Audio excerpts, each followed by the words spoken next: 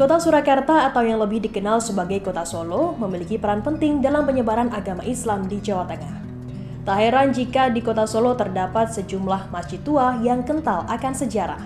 Satu di antaranya ada Langgar Merdeka yang berada di Jalan Dr. Rajiman nomor 565 Laweyan, Solo. Langgar Merdeka Laweyan memiliki arsitektur yang sangat unik. Tak seperti masjid atau langgar pada umumnya, Langgar Merdeka didirikan di atas lahan yang terbilang cukup sempit, yakni hanya 179 meter persegi saja. Langgar Merdeka dibuat dengan komposisi bangunan 50% dari material dinding dan 50% dari material kayu jati. Menariknya, hampir seluruh material di Langgar Merdeka masih asli hingga saat ini. Dilihat dari dinding luar bangunannya, Langgar Merdeka rupanya telah berdiri sejak tahun 1877 silam. Meski sudah puluhan tahun, Langgar Merdeka masih bisa berdiri kokoh. Bahkan Langgar Merdeka yang mayoritas dibuat dari bahan kayu ini juga masih difungsikan sebagai tempat ibadah. Assalamualaikum warahmatullahi wabarakatuh Tribuners. Senang sekali nih di Jejak Islam di Nusantara kali ini Ariska berkesempatan untuk mengajak kalian menjelajahi Langgar Merdeka. Tempat ibadah umat Islam yang ada di Laweyan, Surakarta ini memiliki sejarah yang cukup panjang Tribuners. Dan menariknya, tempat ini sebelum menjadi tempat ibadah dulunya merupakan sebuah toko yang menjual candu atau ganja. Dan seperti apa keunikan di dalamnya? Langsung aja yuk kita lihat sama-sama. Bangunan klasik ini dulunya merupakan sebuah toko milik warga keturunan Tionghoa. Bukan sembarang toko, sebab toko yang satu ini menjual candu atau ganja sebagai pengobatan. Namun lambat laun toko candu ini gulung tikar dan dibeli oleh Haji Imam Masadi pada tahun 1940. Di tangan beliaulah bangunan ini diubah menjadi sebuah langgar pada tahun 1942 dan selesai pada tahun 1946. Di lantai satu ini kita bisa menemukan dua toko yang menjual apem dan juga madu. Tapi bukan sembarang toko, dari hasil penjualan kedua toko ini dimanfaatkan untuk merawat Langgar Merdeka.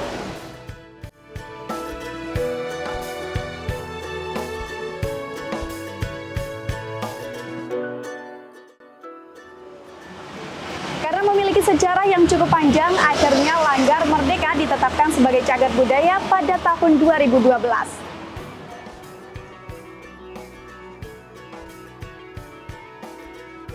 Selain sejarah bangunannya, rupanya nama Langgar Merdeka juga memiliki cerita khusus di baliknya.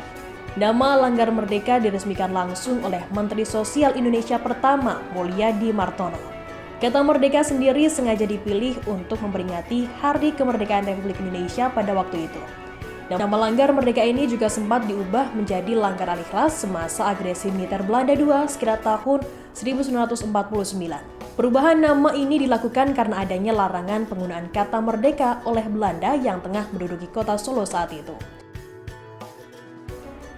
Saat masuk ke Langgar Merdeka, kita akan menemukan berbagai ornamen unik, termasuk ornamen bulan dan bintang yang ada di setiap jendela dan pintu Langgar Merdeka. Ornamen yang satu ini menjadi ciri khas Langgar Merdeka sekaligus menjadi khas Turki Utsmani. Saat memasuki Langgar Merdeka ini banyak ornamen unik yang bisa kita temukan Tribuners, seperti kentongan, ornamen bulan dan bintang, hingga tangga atau pembatas soft antara pria dan wanita masih asli dari zaman dulu. Selain ornamen, lemari di Langgar Merdeka ini juga sangat menarik, di mana desainnya dibuat dengan sangat detail untuk memudahkan jemaah meletakkan Al-Quran. Berikut penjelasan dari Ketua Yayasan Langgar Merdeka, Dr. Andes Haji Zulfikar Hussein. Tahun 1942 dibangunlah Langgar Merdeka ini oleh keluarga besar Pak Haji Imam Masadi dengan konsep yang mengikuti perpaduan antara Jawa, kemudian Islam yang tentunya terwakili dengan konsep Turki Utsmani, dan termasuk dibangun menara sebagai bentuk simbol syiar Islam, karena di awalnya menara memang berfungsi sebagai fungsional untuk syiar, karena belum ada waktu itu teknologi sound system sehingga orang masih naik ke atas untuk azan.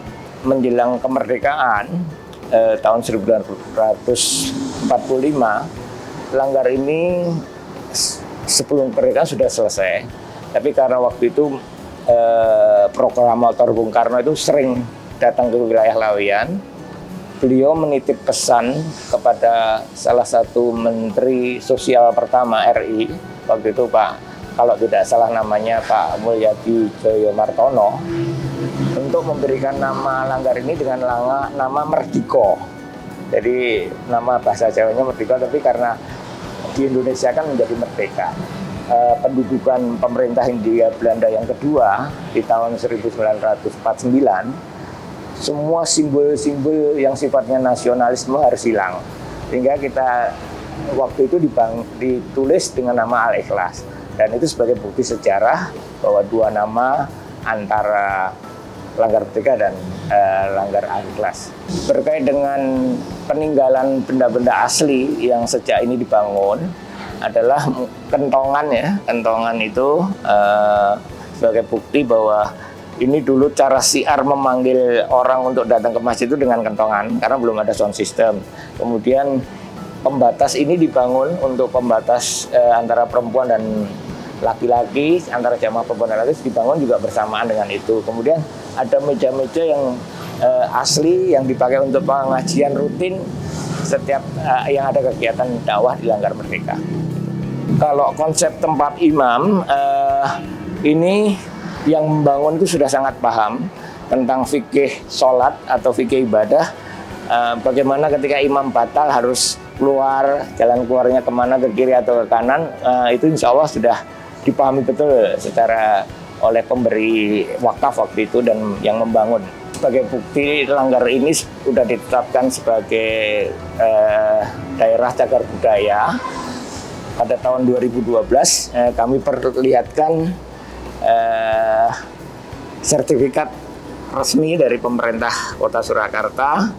Inilah sertifikat cagar budaya yang bisa kita tunjukkan untuk atas nama Langgar Merdeka yang diterbitkan pemerintah Surakarta tahun 2012.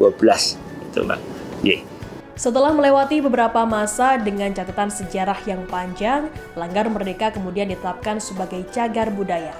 Oleh karena itu, bangunan Langgar Merdeka yang menjadi ikon kampung batik Laweyan ini wajib dilindungi, dipelihara, dan dilestarikan. Meski terdiri dari 2 lantai, namun di lantai 2 kita akan menemukan tangga lagi di samping mihrab. Tangga yang terbuat dari kayu ini rupanya menjadi akses untuk menuju ke menara. Menurut informasi, letak menara ini memang sengaja dibuat satu tempat dengan bangunan inti Langgar Merdeka karena adanya keterbatasan lahan.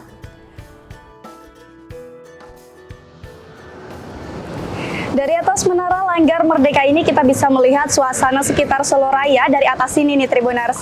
Dan kalau cuaca bagus, kita bisa melihat Gunung Merapi, Merbabu, dan juga Lawu dari atas sini. Tapi sayang sekarang cuacanya lagi mendung, jadi kita belum bisa menyaksikannya dari sini.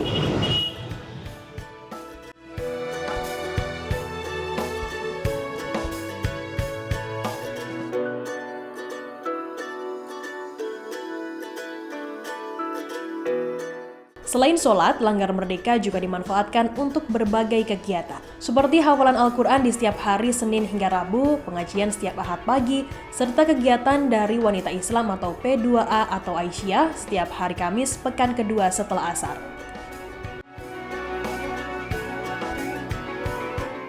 Sebagai salah satu cagar budaya yang kental akan sejarah, Langgar Merdeka bisa menjadi rekomendasi wisata religi di Kota Solo. Selain menjadi wisata religi, Langgar Merdeka juga masih aktif digunakan untuk beribadah bahkan berbagai kegiatan lainnya.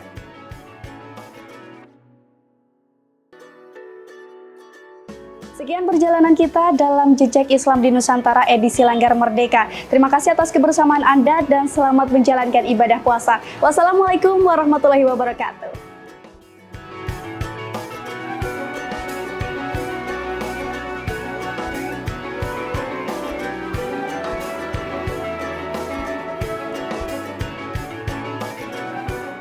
Terima kasih sudah nonton.